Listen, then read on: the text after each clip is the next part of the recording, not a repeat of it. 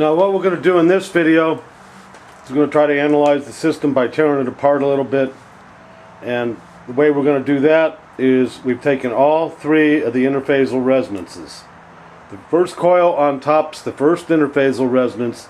We know that because of the phase rotation, its magnetic field comes out in time before the second coil is ordered to do so by its line connections, and also the third coil by its line connections.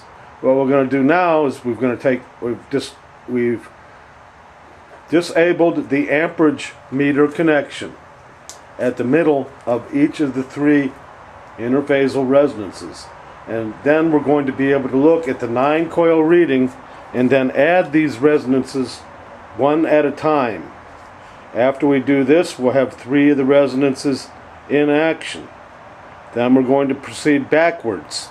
We're going to disattach the third resonance, the large induction coil that has a water capacity with another coil situated to its right, which is referred to as the extra coil, which picks up vibrations from that third coil on the bottom to the left. We're going to take that third circuit and we're going to disconnect it from its source, and we're going to short it, and we're going to see what amperage it picks up from the pre-existent magnetic condition. Then we're going to do the same thing with the middle coil resonance, the 2.4 Henry coil. We're going to disconnect it from its source, short the connections, and see what it derives from the conditions, the pre-existent magnetic conditions, which by then only one pre-existent magnetic condition will be working, and that will be the top 2.4 Henry coil. And that should be what we'd be able to do in this time segment. We're going to go turn the machine on and look at the 9 voltage state, whereby every 9 voltage state a time vector drawing can be made of that state. Here is finally, after many mistakes, the condition of the unloaded circuit.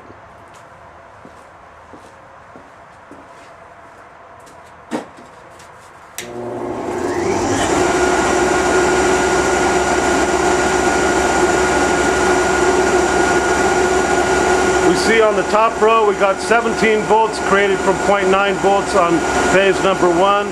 We got 6.7 volts created from 1.2 volts on phase 2, and we got 18.1 3 VI internal voltage rise created from 0.9 volts on phase 3.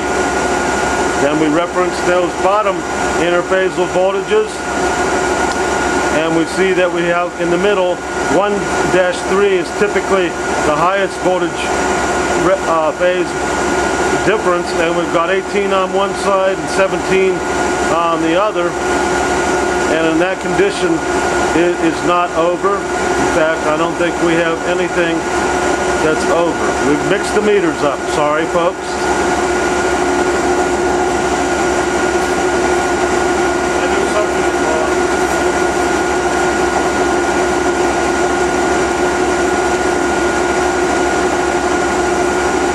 Unloaded state, we have 36.1 volts between 17.3 and 18, which would be about 35. We're over the amount allotted to it, so we call that over 180 degrees. The other phases are not. Now let's go down here and look. We're going to connect up the first phase. We're going to note that it had 22.1 volts before we connected it up. We're going to connect it up now.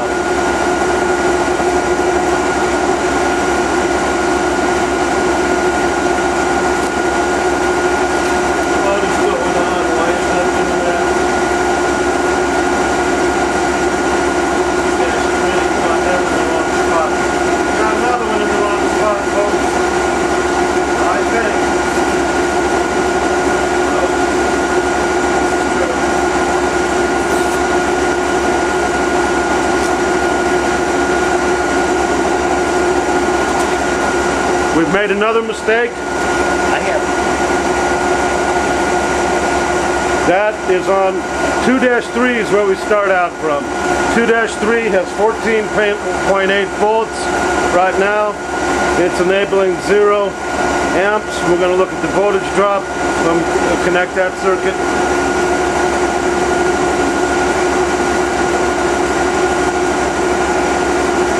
That's severe voltage drop.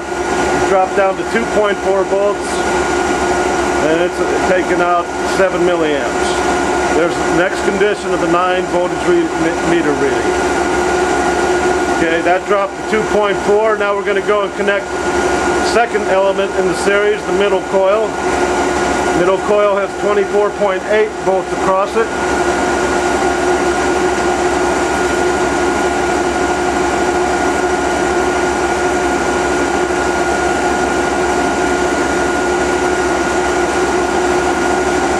We just took out 11.35 milliamps from that. Well, that has 10.3. Let me do that again. 1-2. 1-2, we just took out 11.6 milliamps.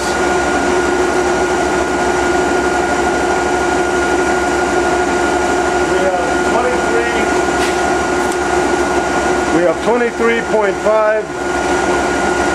amp open circuit volts prior to connection. Now we're going to hook up the connection.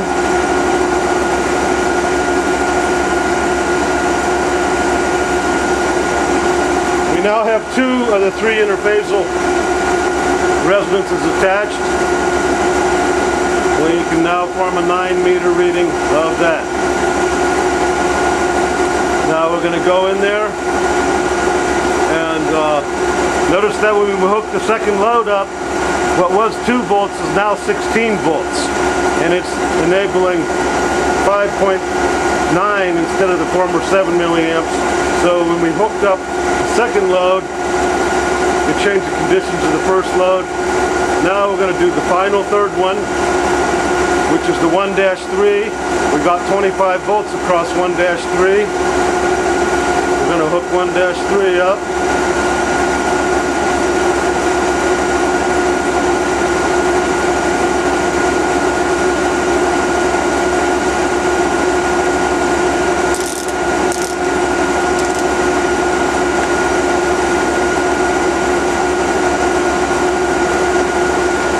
We just proceeded to hook 1-3 up. That took it down to 20 volts.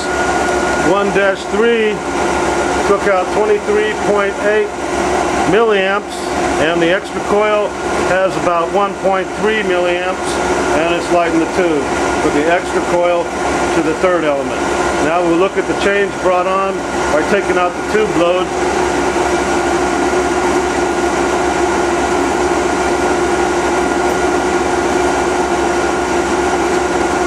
We can see now the extra coil is vibrating more than the sending coil. Okay, that looks like we've gone through that. In the next video we'll go back and replace all them things with shorts, and when we do that we need to look here again at our 9-meter condition. It's barely over 360 degrees from what I previously measured. But we can measure this again, and each of these states we want to have a 9-meter condition for and determine if in fact the phase angles in time are over 360 degrees. Thank you.